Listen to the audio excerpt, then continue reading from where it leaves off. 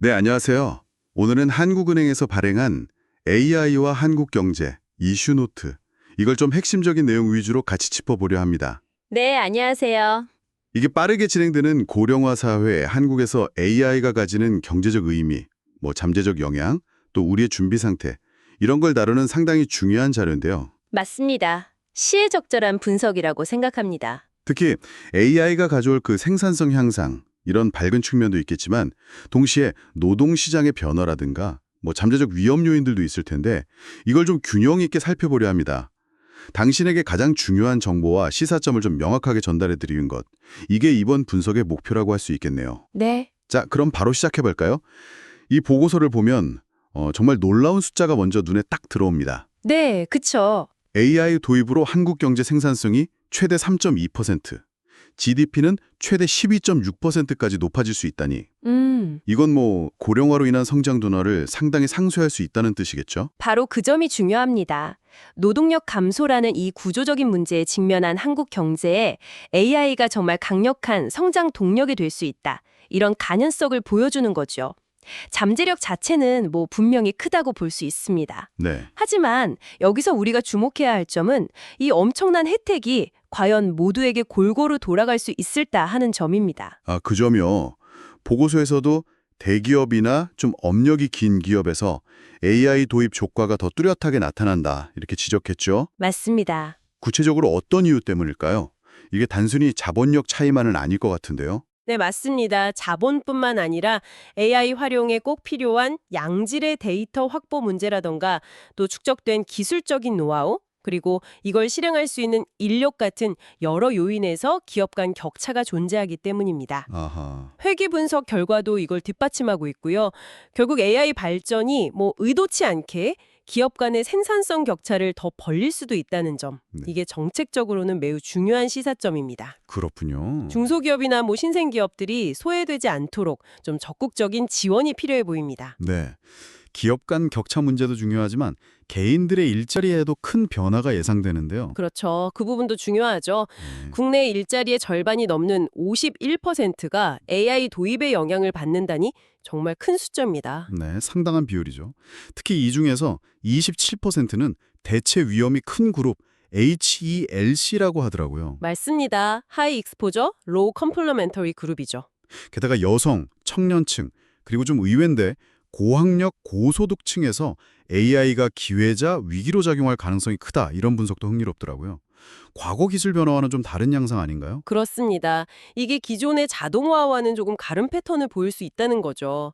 여기서 핵심은 직업 전환의 문제입니다. 직업 전환이요? 네, AI로 대체될 위험이 큰 그룹, 그 HELC 그룹의 근로자들이 AI를 잘 활용해서 생산성을 높이는 그룹, HEHC 그룹으로 얼마나 원활하게 이동할 수 있느냐, 이게 관건이죠. 네. 그런데 과거 데이터를 보면 이 비율이 평균적으로 31% 정도에 불과했습니다. 아, 31%요? 생각보다 좀 낮은데요? 네, 생각보다 낮은 수치죠. 사람들은 보통 좀 익숙한 유사 직업군 내에서 움직이려는 경향이 강합니다. 특히 저학력 근로자나 고령층은 이런 전환에 더 큰 어려움을 겪을 가능성이 높고요.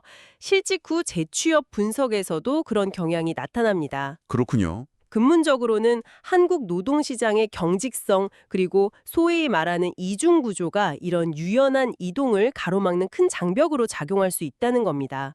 그래서 AI 시대에 잘 적응하기 위한 노동시장 유연성 확보, 그리고 실질적인 직업 전환 지원 시스템 강화, 이게 정말 시급한 과제라고 할 수 있습니다. 다행스러운 점은 한국이 AI 도입 준비 자체는 비교적 잘 되어 있다는 평가를 받고 있다는 건데요. 네, 그 점은 긍정적이죠. AI 준비 지수, AIPI라고 하죠.